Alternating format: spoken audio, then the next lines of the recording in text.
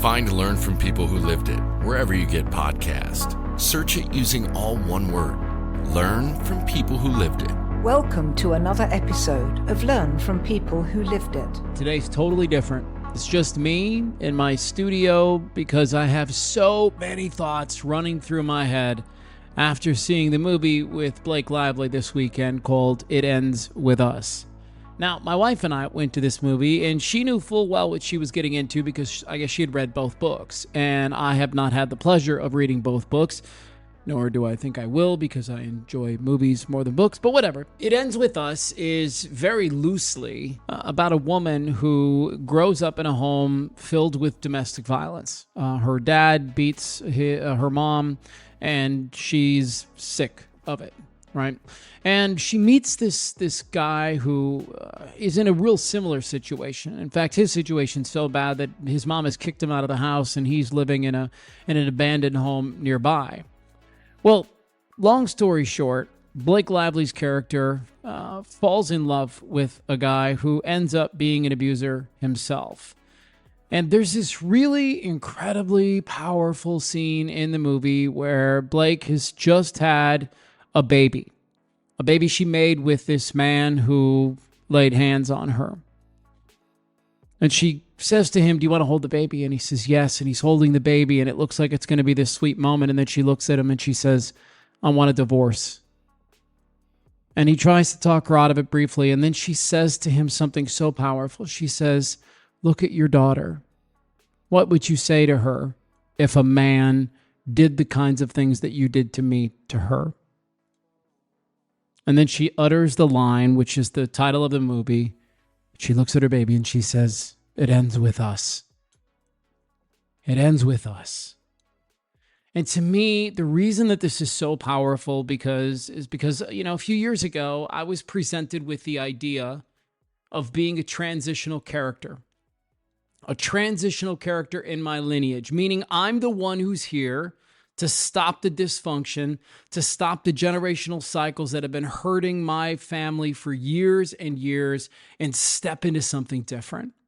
There's a great line that people say from time to time, which is, that problem used to run into my family, or that problem used to run in my family until it ran into me. And that's very much how I feel about being a transitional character. In that movie, It Ends With Us, Blake Lively is indeed that transitional character. She's the one who finally steps up and says, "It ends with us." No longer will this situation be influencing our family the way it has been. And there's just so much power and courage and bravery, and just...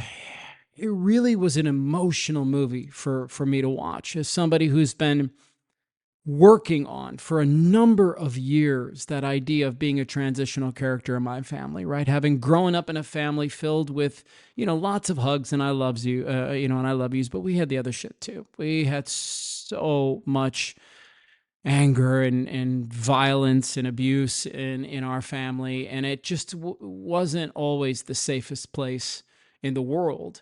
And I swore to myself that would never be the case with my kids. And they've never been hit by me the way that my mom and dad used to lay hands on me.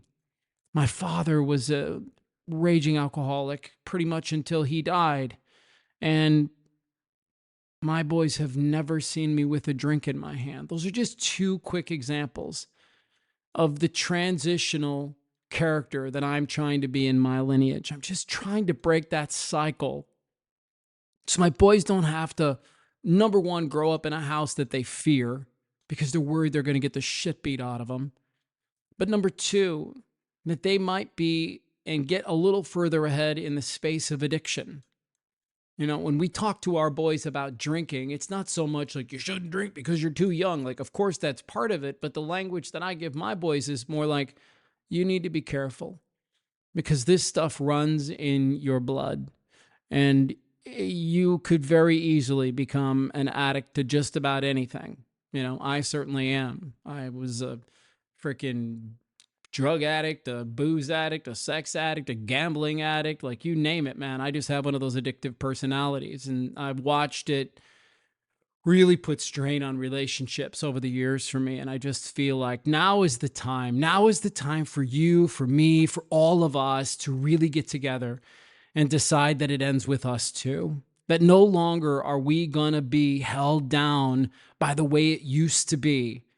We're going to be brave. We're going to be courageous. We're going to stand up to those members of our family who say it's always been this way, and so that's how it's going to be moving forward. And we say, fuck that, man. That shit kills us. That shit's hurting us. We're done with it. We have to move on. So how do you do that? Now that we've laid this out, how do you actually step into being a transitional character? Well, there's several different ways. First, I think you need to work it out with somebody, whether that's a counselor, a therapist, some cool spiritual guru, your best friend, I don't care. But somebody's got to come along for that ride because it is one that's very difficult to do by yourself. I mean, the other thing that you have to think about is getting control of your mind. And what I mean by that is prayer and meditation, two of the most powerful ways to say to that brain of yours, hey, let's calm down, let's slow down, let's think about this, and let's try to act a different way that we've been kind of programmed to. Friends, it all starts with a real deep self-reflection about how you have been acting and how you have been programmed, and then what you would like to be programmed to do.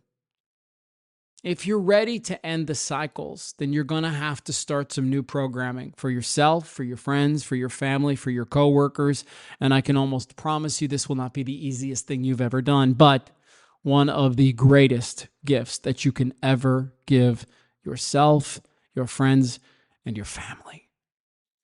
I just wanted to pop on for 6, 7, 8 minutes or something like that here because I want to let you know that if you're feeling the tug to be the kind of person who just ends the generational cycles, if you're ready to sit there and say, it ends with me, then I want to encourage you to step into that idea and that space of being that transitional character yourself. Like I just said, it is the greatest gift you could ever give yourself, your friends, and your family. Love you guys. Thank you so much for tuning in week after week. I appreciate you putting up with this really quick and short episode. If you haven't seen the movie with Blake Lively, It Ends With Us. Definitely some trigger warnings in there because there's domestic violence, but it's a beautiful movie. And I know Blake's made a lot of great movies, but this might be one of the most important movies she's ever made based on that book, It Ends With Us. We have 3 goals with Learn from People Who Lived It. 1. To help you feel less alone. 2. Encourage you to seek out a coach, a therapist, a church, anyone who can help you get through your journey and find some healing. 3. When you're ready, share your story with us. Find Learn from People Who Lived It wherever you get podcasts. Search it using all one word. Learn from People Who Lived It.